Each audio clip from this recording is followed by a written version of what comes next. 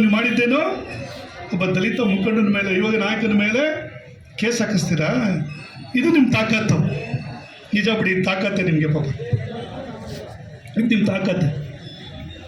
ಅವತ್ತು ಮಹೇಂದ್ರ, ನಮ್ಮ ಅಂಕಳ್ಳಿ ಮಹೇಂದ್ರ, ಊರಲ್ಲಿ ನಡೀತಿರುವಂಥ ಕೆಲಸದ ಬಗ್ಗೆ ಕ್ವಾಲಿಟಿ ಕೆಲಸ ಮಾಡಬೇಕು ಅನ್ನೋದ್ರಲ್ಲಿ ಕೇಳಿದಂಥ ಮಾತು.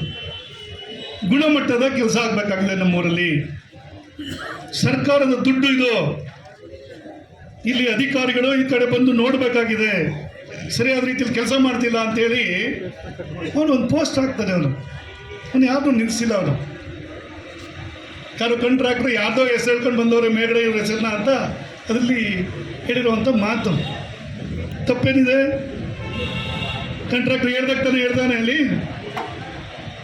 ನೀವು ಒಬ್ಬ ಜವಾಬ್ದಾರಿ ಸ್ಥಾನದಲ್ಲಿ ಇದ್ಕೊಂಡು ಒಬ್ಬ ಆಡೋ ಐಕ್ಲು, ಒಬ್ಬ ಸಣ್ಣ ಹುಡುಗ ಮಾತಾಡ್ದಂಗೆ ಫೋನ್ ಮಾಡಿಬಿಟ್ಟು ಅವನಿಗೆ ಧಮಕಿ ಹಾಕ್ತಿರಲ್ಲ ನೀವು, ಸರಿನಾ?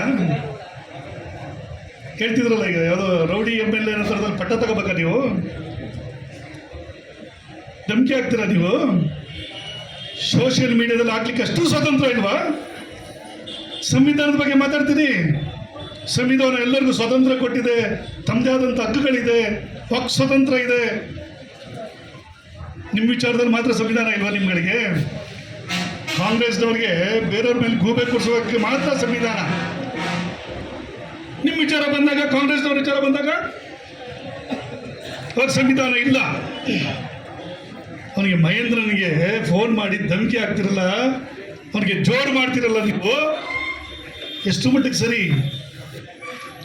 ಬೇರೆಯವ್ರ ಬಗ್ಗೆ, ನಮ್ಮ ಶಿವಪುರದ ಮಂಜು ಮತ್ತು ದೊಡ್ಡತುಪ್ಪರ ಶಾಂತಪ್ಪನ ಬಗ್ಗೆ ಲೋಫರ್ ಅನ್ನೋ ಬಳಕೆ ಮಾಡ್ತಿರಲ್ಲ, ಪದ ಬಳಕೆ ಮಾಡಿದವ್ರೇನೋ ಅಂದಂಗೆ.